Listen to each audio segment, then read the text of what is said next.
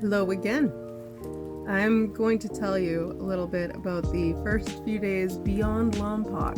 So, moving forward in this trip, some highs and lows for sure. And this is all once again to raise some awareness about epilepsy, how it affects people.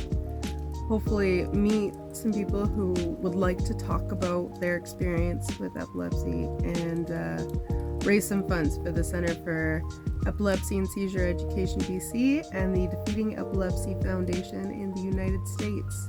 So there are quite a few highs and lows in this video. I hope you enjoy. I enjoyed some of it. And have a look. If you're curious about this attire, it was 23 degrees last night, so that would be -5 Celsius, and I'm sleeping in a van right now, just for a couple days. Balaclava is required. Enjoy. Going from Lompoc to Gaviota Beach and then into Santa Barbara was a trip. I left Lompoc when a little drizzle was coming down. As I'm climbing up the summit, the rain starts to come down hard. Even then, I'm thinking, okay, this is a lot of rain. Tomorrow's the big storm. And I can handle some rain. I faced about 35-kilometer-an-hour headwinds. So going flat was a workout. There were points in which I was literally screaming, holding my core together, and just yelling to go straight in any way, to go on flat terrain. That has so far been the absolute worst weather I've been in by a long shot. It's definitely the toughest thing I've done. Those 35-kilometer-an-hour headwinds, they had me stopped while I was going downhill.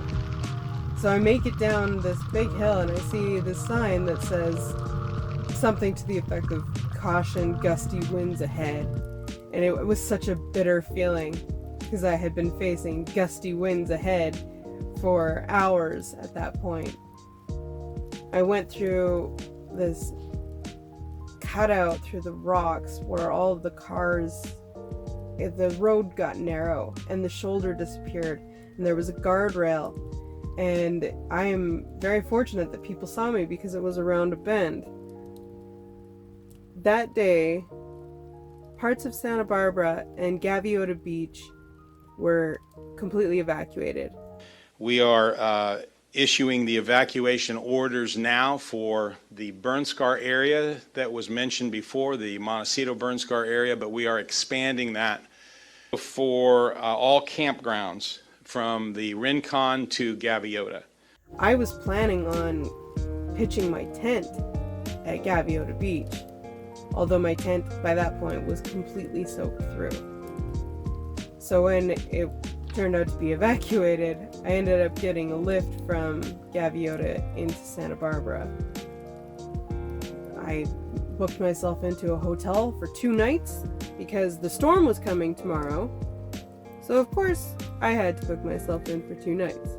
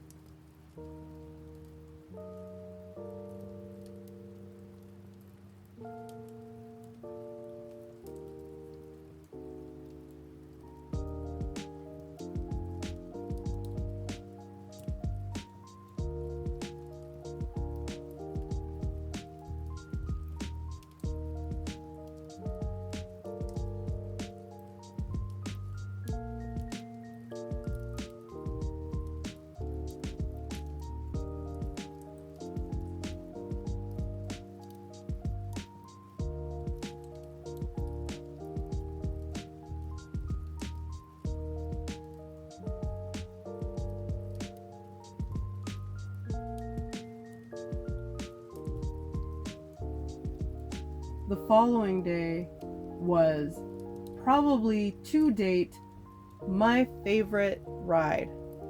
Absolutely. I started pretty far northwest on State Street, took a sharp left at the palm trees by the ocean, and then biked to Ventura.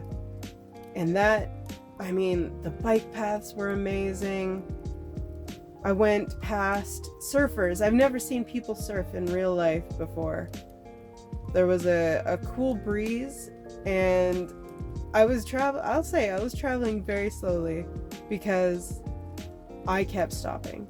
It was so beautiful. It was such gorgeous weather that I kept stopping to look at the pretty thing.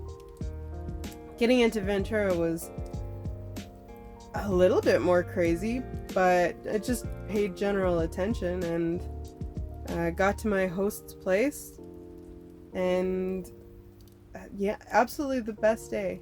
The best day. I'm waiting for a day to top it. The following day was Ventura to Santa Clarita.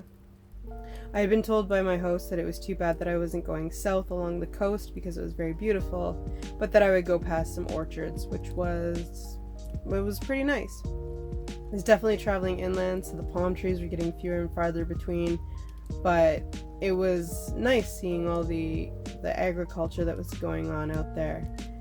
As I was making my way to the halfway mark, I was swarmed by a sea of road cyclists. So they rode with me for a while, and one of them told me, once you make it to, I forget the name of the place, but once you make it here, I will buy you a coffee.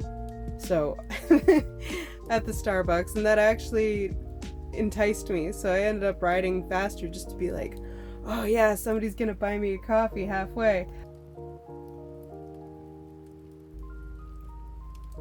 So there you have it, the trip from Lompoc to Santa Clarita. Definitely some highs and lows, some least favorites and most favorites, and I'll say that I am actually grateful for both at this point in time. They are standout memories in my mind for very different reasons, but I'm happy that I survived through both of them.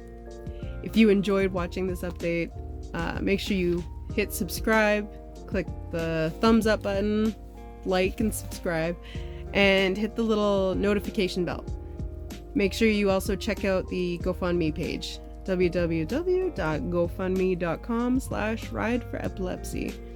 That's the whole point, to learn a little bit more about epilepsy and raise some awareness, raise some funds to help people who currently live with epilepsy, and to make their lives a little bit easier, So, hope you enjoyed, and I'll see you in the next one. Bye.